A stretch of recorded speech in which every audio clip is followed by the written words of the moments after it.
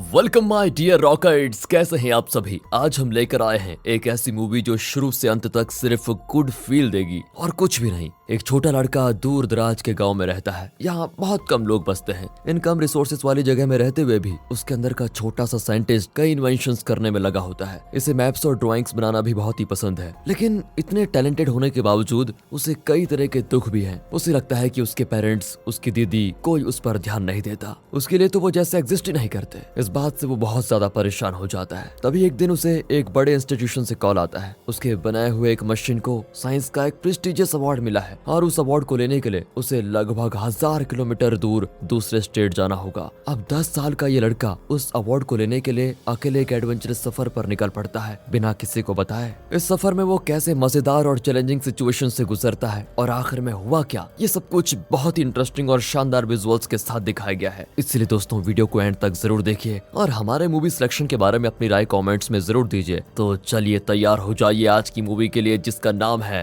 The young and prestigious T S. स्पॉइट। बाकी दोस्तों आप चैनल पर नए हो तो सब्सक्राइब कीजिए और पुराने हो तो बहुत बहुत धन्यवाद। मूवी की शुरुआत में हरियाली से भरपूर अमेरिका का एक छोटा सा गाँव दिखाया जाता है, जहाँ बहुत कम परिवार रहते हैं। उनमें से एक परिवार है मूवी के हीरो टी.एस. स्पॉइट का। नाम जरा मुश्किल है, इसलिए हम इस चुटकू को टी.एस. कहेंगे। टी.एस. की वॉइस ओवर में ये कहानी होती है शुरू। इसका एक बड़ा भाई भी है जिसका नाम लेटन है। दोनों मिलकर मजे से खेल रहे होते हैं। लेटन एक बड़ी मशीन पर बैठकर काउबॉय की तरह घोड़ा चला रहा होता है और नीचे से अपना हीरो ऐसे पोज दो वैसे बैठो करके उसकी फोटो खींच रहा होता है। फिर टी.एस. बताता है कि गांव से एक ट्रेन गुजरती है और उस ट्रेन की टाइमिंग्स मैं बखूबी जानता हूँ। फिर वो बताता है कि लेटन को एडवेंचर बहुत ही पसंद है और वो बड़ा होकर काउबॉय ही बनना चाहता है, ताकि हर वक्त अपने घोड़े पर सवार होकर नई नई जगह पर घूमे। दरअसल इन दोनों के पिता भी काउबॉय हैं और यही कारण है कि पापा को लेटन बहुत ज्यादा पसंद है। उसके कहने पर पापा ने ये सीसो बना कर दिया, लेकिन टी.एस. को अपने भाई से कोई शिकायत नहीं होती कि पापा इसे ही पसंद करते हैं। वो तो मजे से लेटन के साथ खेलता है। लेटन अपने टॉय गन से हर जगह शूट करता रहता है। अब टी.एस. को दिखाते हैं जो अपनी इमेजिनेशन में ननचक चला रहा होता है, तलवार से खेल रहा होता है वगैरह वगैरह। लेकिन वो बताता है कि दोस्तों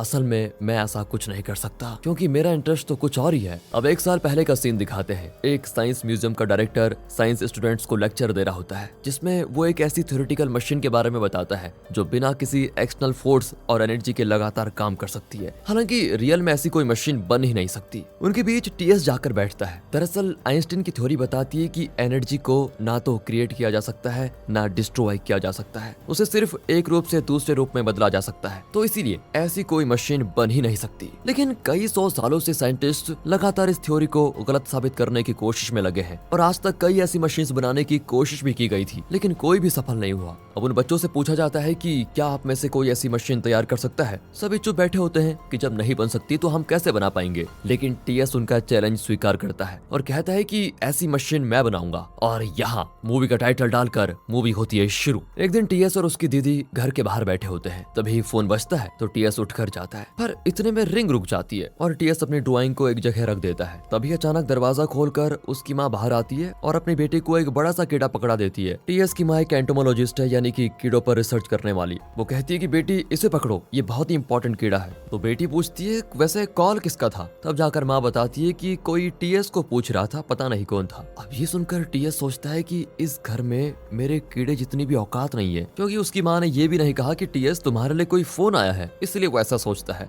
वो गुस्से में फोन उठाने जाता है, लेकिन फोन तक पहुंचने के 3 रास्ते हैं। एक तो किचन से होकर जाना, लेकिन वो बहुत ही बोरिंग रास्ता है, या फिर पीछे के रास्ते, लेकिन वो बहुत ही गंदा है। तीसरा रास्ता है पापा का कमरा, मैं तो उसी रास्ते जाऊंगा। इस तरह लंबा चौड़ा एक्सप्लेनेशन देकर वो पापा के कमरे में पहुंच जाता है। ये तो लगभग एक म्यूजियम की तरह दिखता है, क्योंकि पापा एक काउबॉय हैं और जहाँ भी जाते हैं वहाँ की पुरानी चीजें उठाकर लेके आते हैं। वो कहता है कि मुझे यही रास्ता पसंद है, यहाँ की हर चीज मेरे अंदर एक नई फीलिंग और नया इमोशंस जगाती है। इस तरह ये नवाब साहब बड़ों की तरह एक्सप्रेशन देते हुए अंदर जाते हैं और रिसीवर उठाते हैं। एक बहुत ही बड़े इंस्टीट्यूशन की हेड जिसका नाम मिस जिप्सन है, वो पूछती है क्या हम साइंटिस्ट टी.एस. से बात कर सकते हैं। ओ मिस्टर टी.एस. यानी मेरे पापा, अभी बुलाता हूँ। ये कहकर वो दूर जाकर खड़ा होता है और शूज की आवाजें करते हुए फोन के पास जाकर उगारी आवाज में बात करता है। लेकिन वो पहचान जाती है और कहती है बेटा मजाक मत करो, पापा को बुलाओ। वो मैडम जी, पापा ना वो क्या है कि दांत साफ कर रहे हैं अभी, आपको उनसे जो कहना है मुझे बता दीजिए, मैं उन्हें मैसेज दे दूंगा। तब वो बताती है कि दरअसल आपने जिस मैग्नेटिक व्हील यानी परपेचुअल मोशन वाली मशीन का आविष्कार किया जो बिना किसी फोर्स के खुद ही चलती रहेगी, उसके लिए हम आपको एक अवार्ड देना चाहते हैं। इसलिए हमारी 150th एनिवर्सरी पर आपको आकर एक छोटा सा स्पीच देना होगा और फिर वो अवार्ड आपको दिया जाएगा। ये सुनकर तो टीएस के तोते उड़ जाते हैं और कहता है कि मैडम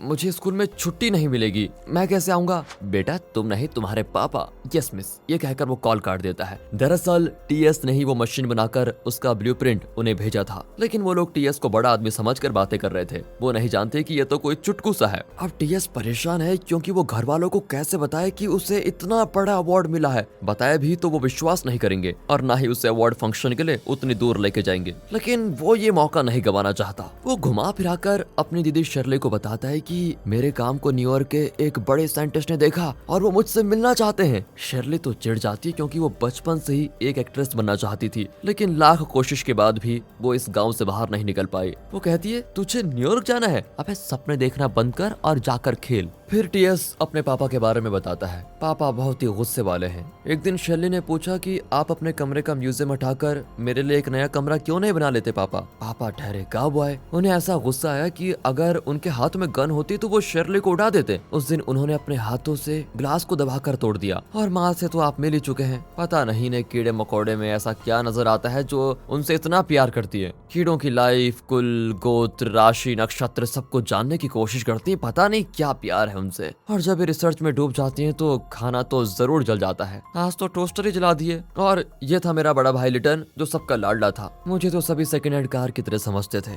अब आप पूछेंगे कि अब लिटन कहाँ पर है? एक साल पहले तो वो टॉय गन से खेल रहा था। दरअसल एक साल पहले वो टॉय गन से खेल रहा था, लेकिन वो नहीं जानता था कि वो टॉय गन नहीं, पापा का असली गन है। टॉय समझकर उसने खुद को शूट कर लिया और मर गया। मैं उसके पास ही खड़ा था और उसका शूटिंग रेंज मेजर कर रहा था। ये बात मेरे परिवार के अलावा और किसी को नहीं पता है। ये बताते हुए टीएस बहुत दुखी हो जाता है। कट करके दिखाते हैं कि टीएस अपने स्कूल में है और उसका साइंस टीचर टेस्ट पेपर्स दे रहा है। वो टीएस को बहुत डांटता है क्योंकि उसने ड्राइंग गलत की होती है। तब टीएस कहता है कि सर आपने जो ड्राइंग सिखाया था ना वो गलत था, यही है सही ड्राइंग। ये कहकर वो किसी मैगजीन में उसी ड्राइंग को दिखाता है। अब टीचर उस पर चिल्लाता है कि ओह तो तुम इतने इंटेलिजेंट हो कि अब मुझे गलत बता रहे हो। अब टीएस अपनी इमेजिनेशन में जाता है और चिल्ला जाता है कि ओ टकले, टीचर का काम है स्टूडेंट्स की गलतियों को सुधारना, ना कि खुद गलती करना, समझे? इस तरह वो असली में तो नहीं डांट पाता लेकिन इमेजिनेशन में डांट देता है, खूब चिल्लाता है। अब सारे बच्चे उसके सॉक्स को देखते हैं। उसने अलग अलग डिजाइन के सॉक्स पहने होते हैं। दरअसल जीनियस लोगों को इन चीजों से कोई फर्क नहीं पड़ता क्योंकि उनका दिमाग इससे भी इंपॉर्टेंट चीज में फिक्स रहता है ना दोस्तों?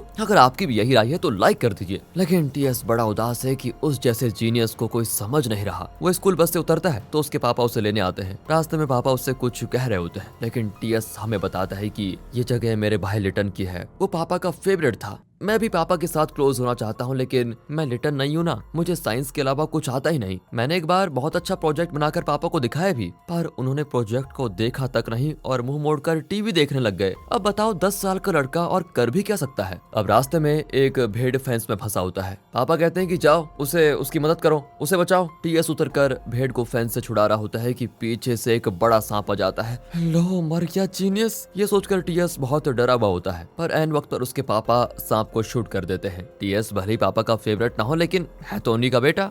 घर पर शर्ली माँ से कहती है कि आज रात माँ मुझे मिस यूएसए के सिलेक्शन के लिए जाना है। माँ भी कहती थी कि बेटा उसके लिए गुड लुक्स काफी नहीं होते, थोड़ा दिमाग भी होना चाहिए। इस तरह मजाक उड़ाकर उसकी माँ मना कर देती है। उस रात डिनर करते वक्त कोई किसी से बात तक नहीं करता। वैसे भी जब से लिटन मरा है तब से ये फैमिली जैसे बिखर गई हो। लगता है किसी का किसी से कोई नाता ही नहीं। एक घर में रहते जरूर हैं, लेकिन अलग अलग दुनिया में जीते हैं। माँ अपनी रिसर्च के लिए हफ्ते के लिए शहर जा रही है। ठीक है कहकर पापा भी उठकर चले जाते हैं। शर्ली गुस्सा होकर चले जाती है क्योंकि माँ ने उसे मिस यूएसए में पार्टिसिपेट करने से मना कर दिया। अब वो टीएस को अपने साथ आने को कहती है, पर वो कहता है कि मुझे भी एक प्रोजेक्ट करना है, मैं नहीं आ सकता। दरअसल टीएस इसी मौके का इंतजार कर रहा था क्योंकि माँ चली जाएगी तो पापा और शर्ली उस पर उतना ज्यादा ध्यान नहीं देंगे। वो कैसे भी करके घर से निकलकर उस अवार्ड को लेने न्यूयॉर्क चला जाएगा। इसी प्लानिंग के साथ वो जिप्सन को कॉल करता है।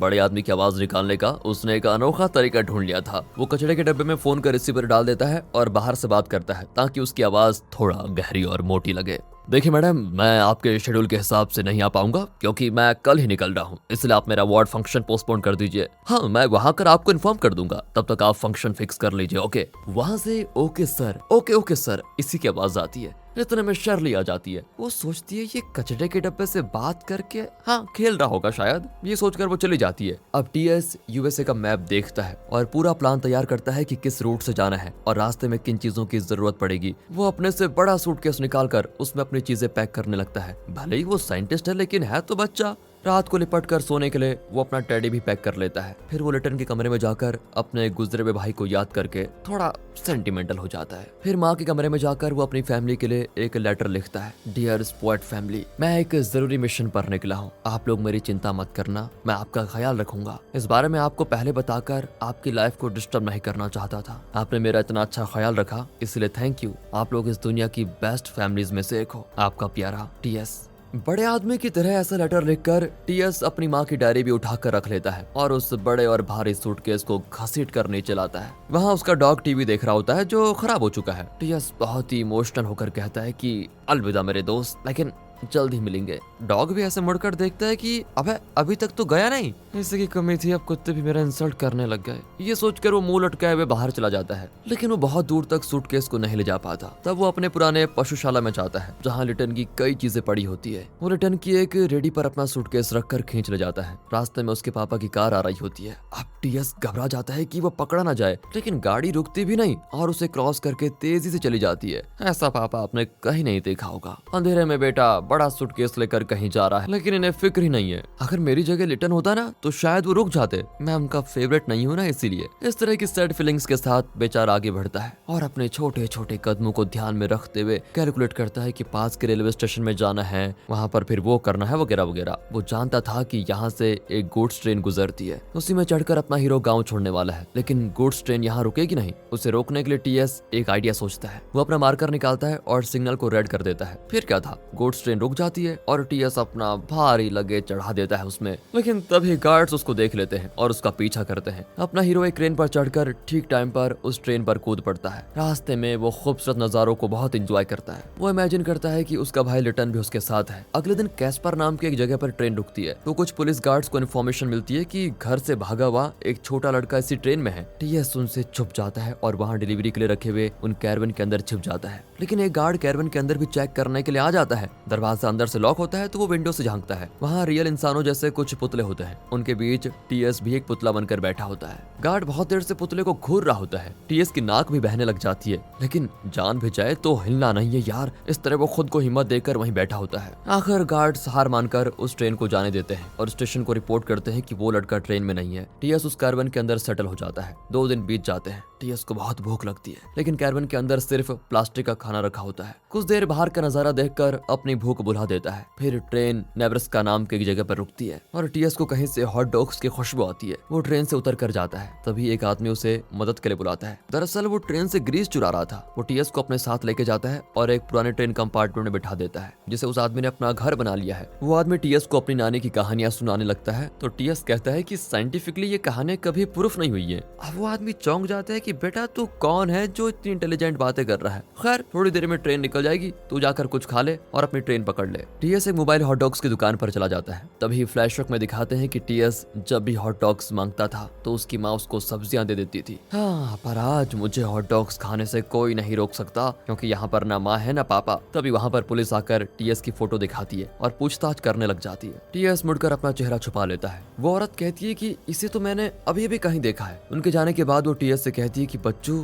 तू उस फोटो की तरह लग रहा है, लेकिन उससे जरा स्मार्ट दिखता है। अब चुपचाप हॉट डॉग्स ले और यहाँ से निकल ले। उसे थैंक यू कहकर टीएस वहाँ से जाता है तो एक फोन बूथ को देखता है। अगले सेकंड उसके घर का फोन बजता है। शर्ली उठाकर पूछती है कि भाई तू कहाँ है, ठीक से तो है ना। फिर माँ कहती है कि बेटा जल्दी घर आ जाओ, कहाँ चले गए हो तुम। फिर पापा भी बहुत इमोशनल होकर बातें करते हैं कि तुम्हारे बिना बेटा घर सूना हो गया है। लेकिन दोस्तों ये सब कुछ टीएस की इमेजिनेशन है। वो बताता है कि मेरी फैमिली ने तो नोटिस भी नहीं किया होगा कि मैं घर पर हूँ ही नहीं। दरअसल ये बच्चा अंदर ही अंदर बहुत दुखी है। उसे लगता है कि उसकी फैमिली उससे प्यार नहीं करती, उस पर ध्यान नहीं देती। क्या करे, खाना खाकर वो वापस ट्रेन के उस कैरवन में सोने की कोशिश करता है, लेकिन उसे नींद नहीं आती। फिर वो अपनी माँ की डायरी खोलता है। तब वो रियलाइज करता है कि उसकी माँ उससे कितना प्यार करती है। उसने सिर्फ लिटन के बारे में ही नहीं बल्कि टीएस के बारे में, उसकी साइंटिफिक इन्वेंशंस के बारे में और लिटन के मरने के बाद फैमिली पर टीएस पर क्या गुजरी, इन सब के बारे में लिखा होता है। ये सब देखते देखते टीएस सो जाता है। अगले दिन वो शिकागो पहुंच चुका है। यहीं पर वो साइंस इंस्टीट्यूशन है जहां पर उसे अवार्ड मिलेगा। वो उतरकर बहुत जरूरी चीजें एक छोटे बैग में लेकर उस बड़े सूटकेस को एक इलेक्ट्रिक बॉक्स में छुपा देता है। फिर वो पैदल चलने लगता है। तभी वहाँ एक और पुलिस उसका पीछा करने लगता है। टीएस तेज दौड़ता है और एक ब्रिज पर पहुंचता है, लेकिन जैसे ही वो ब्रिज पर पहुंचता है तो ब्रिज 2 हिस्सों में बंट जाता है। इतनी दूर आने के बाद मैं इस मोटे पुलिस अंकल के हाथ नहीं लगूंगा, ये सोचकर वो उस तरफ कूद पड़ता है। खुशकिस्मती से वो नीचे नहीं गिरता पर उसे चोट आ गई होती है। पुलिस वाला चिल्लाता है पर टीएस उसे इग्नोर करके अपने रास्ते चल पड़ता है। फिर हाईवे पर वो लिफ्ट मांगने लगता है। एक ट्रक ड्राइवर जो भला आदमी होता है वो पूछता है कि बेटा तुम्हें कहाँ जाना है। टीएस कहता है कि मुझे स्मिथसोनियन इंस्टीट्यूट जाना है। अच्छा ठीक है, मैं उसी रास्ते जा रहा हूँ, आजा मैं ड्रॉप कर दूंगा। ये कहकर वो टीएस को अपने ट्रक में लिफ्ट देता है। वो टीएस के साथ एक फोटो खिंचाना चाहता है तो टीएस पूछता है कि आप मेरी फोटो का क्या करेंगे। तब वो देखता है कि इस ट्रक में वो जिसे भी लिफ्ट देता है उन सब की फोटो उसने चिपका के रखी होती है। टीएस भी खुशी से उसे फोटो लेने की परमिशन दे देता है।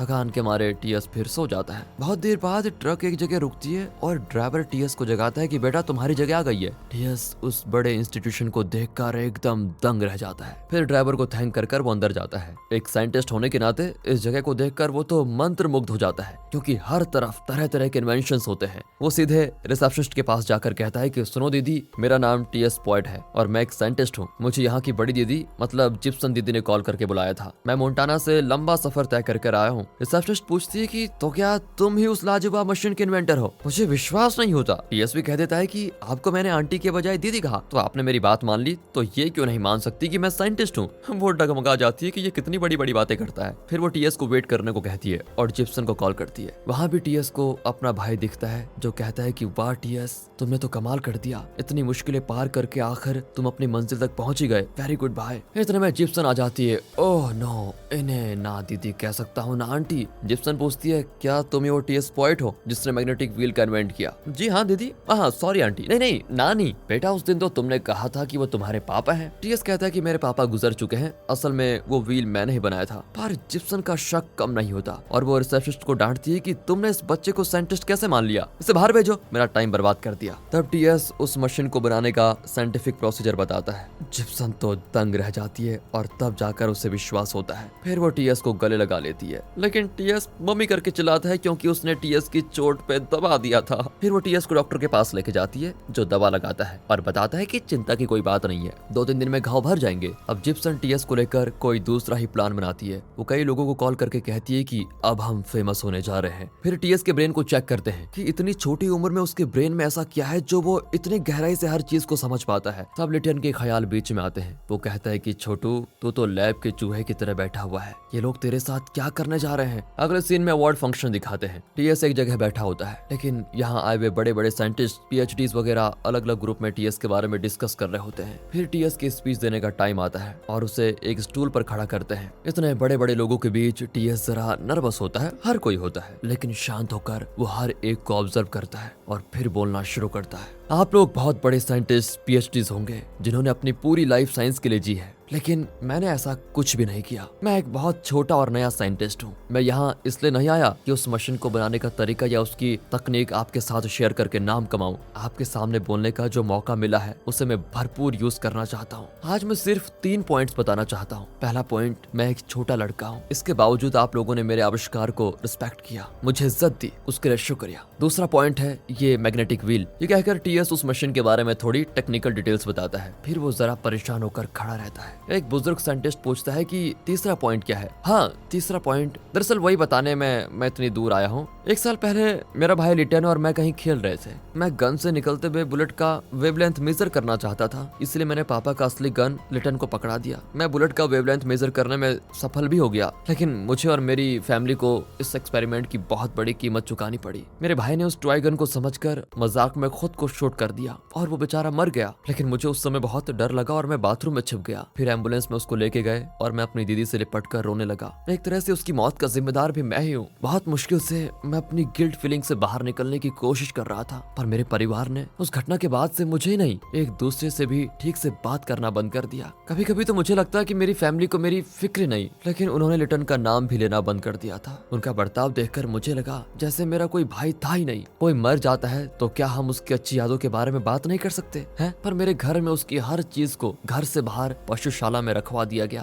ताकि कभी किसी को उसकी याद ना आए। हम दोनों घंटों खेलते थे, लेकिन मेरे परिवार में किसी ने भी मुझसे उसके बारे में बात तक नहीं की। मेरे अंदर सब कुछ दबा पड़ा था। मैं दिल खोलकर ये सारी बातें किसी को बताना चाहता था और इसीलिए यहाँ स्टेज पर आने का फैसला किया मैंने, जहाँ मैं अपना दर्द दिल से बाहर निकाल कर रख सकूं। वो ये सब कुछ कह ही रहा होता है कि सभी इमोशनल होकर उठ जाते हैं और क्लैप करने लगते हैं। मौका पाकर जिप्सन स्टेज पर आकर उसे गले लगा लेती है। वो इसकी सेंटिमेंटल स्पीच का फायदा उठाना चाहती है, पर टीएस की माँ भी वहाँ पर आई होती है और वो बहुत दुखी होती है कि मैंने अपने बच्चे को समझने की कोशिश नहीं की। बेचारा 1 साल कितना तड़पा होगा। अब जिप्सन टीएस को टीवी इंटरव्यूज के लिए लेके जाती है। उसके जरिए वो खुद फेमस होने लगती है। एक बड़े टीवी शो में होस्ट टीएस से पूछता है कि आपके एक एक्सपेरिमेंट के दौरान आपका भाई मर गया था, राइट? उस वक्त क्या हुआ था? दरअसल टीआरपी के लिए वो टीएस को उकसा रहा था। टीएस अब बहुत नर्वस हो जाता है और वो यहाँ से भागना चाहता है। टीवी होस्ट कहता है कि कोई बात नहीं, हमारे शो में एक और गेस्ट आई है। ये कहकर वो गेस्ट का नाम बताता है तो टीएस और ज्यादा नर्वस हो जाता है। दरअसल उसने टीएस की माँ को शो में बुलाया था। टीएस बहुत गिल्टी फील करता है क्योंकि वो घर से भागकर आ गया था और उसके बाद उसने अपनी फैमिली से बात तक नहीं की। अब होस्ट उससे भी सवाल करता है तो वो उससे मुंह तोड़ जवाब दे देती है। इसमें टीएस की कोई गलती नहीं थी। गलती तो हम बड़ों की थी जो हमने गन जैसे खतरनाक वेपन को बच्चों के हाथ में जाने दिया। फिर वो टीएस की तरफ मुड़कर कहती कि बेटा, तुम्हें गिल्टी फील करने की कोई जरूरत नहीं है। वो एक एक्सीडेंट था और गलती तुम्हारी नहीं थी, हमारी थी। उसके बाद हम बहुत दुखी थे और तुम्हारी ओर ध्यान नहीं दे पाए। ये भी हमारी गलती थी, लेकिन इसके लिए तुम घर छोड़कर क्यों चले गए? हम सब तुमसे बेहद प्यार करते हैं। ये सुनकर टीएस की आंखों में आंसू आ जाते हैं और वो अपनी माँ से लिपट पड़ता है। फिर दोनों स्टेज से चले जाते हैं, लेकिन जिप्सन उसे रोकती है कि तुम इसे नहीं ले जा सकती। अब मैं इसकी गार्डियन हूँ, इसे मैं कई इंटरव्यूज में लेके जाने वाली हूँ। पर टीएस की माँ उसको पंच करके गिरा देती है। फिर उस शो का होस्ट उन्हें रोकता है तो टीएस के पापा आ जाते हैं और वो अपने हिस्से का उसके मुंह पे पंच मारते हैं। पापा टीएस को उठा लेते हैं और कहते हैं सॉरी बेटा। वो पूछते हैं कि चुटकू, तूने मुझको क्यों नहीं डांटा कि पापा तुम गलती कर रहे हो? घर से भागने का क्या मतलब था बेटा? टीएस कहता है कि पापा, उस रात मैं सूटकेस के साथ रोड पर खड़ा था, पर आप अपनी गाड़ी में मुझे क्रॉस करके चले गए। आपने रुककर पूछा भी नहीं कि तुम कहाँ जा रहे हो। अरे नालायक चुटकू साइंटिस्ट, अगर मैं तुझे देख लेता तो तुझे जाने क्यों देता? गाड़ी में कुछ गिर गया था तो मैं झुककर उसको ढूंढते हुए गाड़ी चला रहा था, इसलिए शायद मैंने तुझे नहीं देखा। अब माफ भी कर दे। ओके पापा, मुझे भी माफ कर दीजिए कि मैंने आपको गलत समझा। इस तरह ये फैमिली फिर से एक हो जाती है। सभी बहुत खुश होते हैं। टीएस की माँ फिर प्रेग्नेंट हुई है और टीएस बताता है कि चाहे दुनिया इधर से उधर हो जाए, लेकिन माँ टोस्टर जलाना बंद नहीं करना। फिर वो एक बच्चे को जन्म देती है और दिखाते हैं कि टीएस का आविष्कार किया हुआ मैग्नेटिक व्हील उस छोटे भाई के पालने को हिला रहा है। और दोस्तों, आप हमारे दूसरे चैनल मूवीज वेदर को सब्सक्राइब करें, प्यार दिखाएं उधर भी। और इसी के साथ ये मूवी यहाँ पर खत्म होती है। तो दोस्तों, अगर आपको ये वीडियो अच्छी लगी हो, स्टोरी अच्छी लगी हो, एक्सप्लेनेशन अच्छा लगा हो और मजा आया हो तो लाइक कीजिए, चैनल को सब्सक्राइब। मिलते हैं अगली वीडियो में, तब तक के लिए गुड बाय, ख्याल रखिए अपना, and finally thanks for watching.